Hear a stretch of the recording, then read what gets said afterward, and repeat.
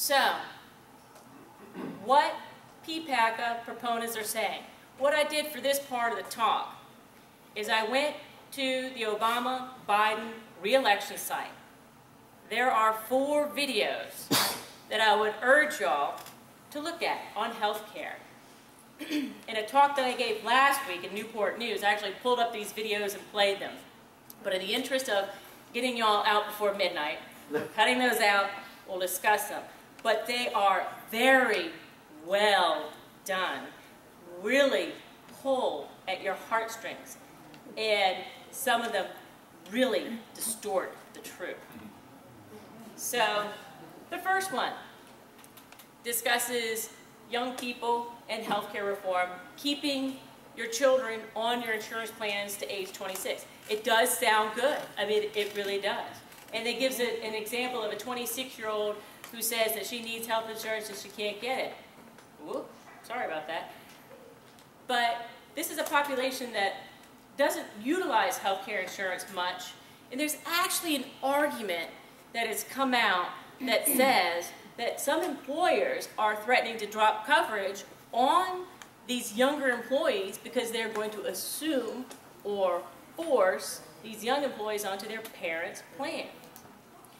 And in my skeptic's eye, I have to wonder whether this is going to justify an unreasonable increase in premiums for those parents that choose to keep those healthy young adults on their plan until age 26. So I just think this is a point that can be discussed. It'll be difficult to bring up with your neighbors and friends or people around the water cooler and basically refute it out and out. But I think these points need to be brought up that it's been brought up that some employers are going to drop health insurance for their young employees, and this could be a real problem.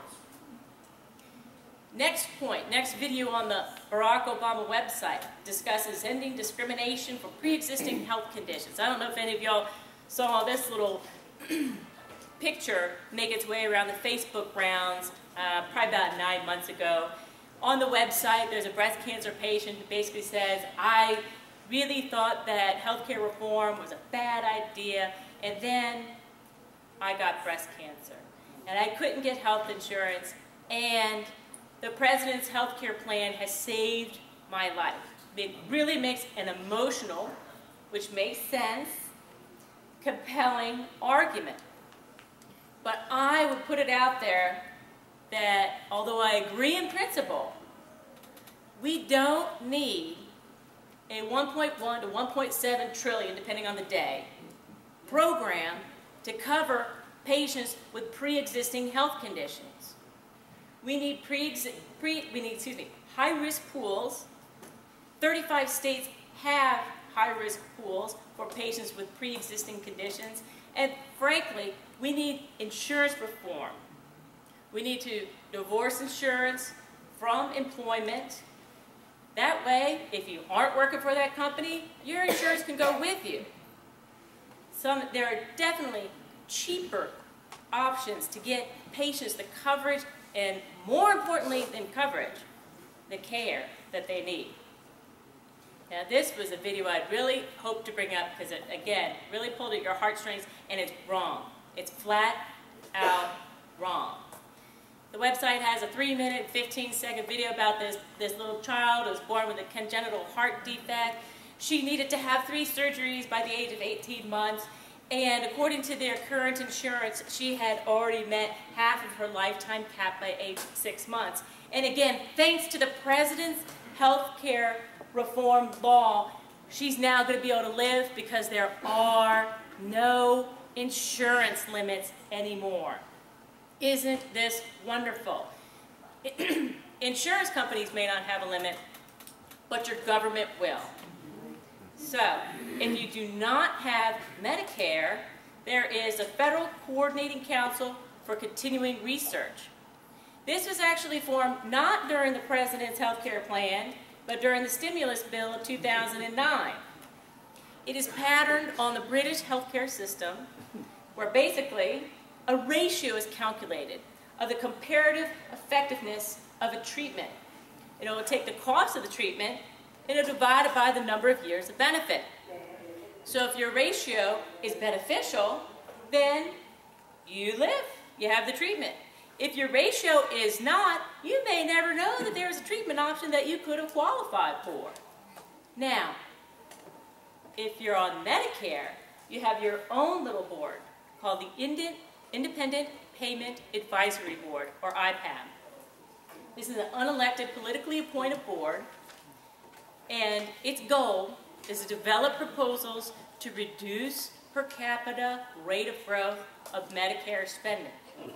Determines the covered costs and the fees, and interestingly enough, the average member of IPAB makes more than a family physician in Ohio, as do most members of Congress. So, I bring this up as a little humor, but it's also interesting.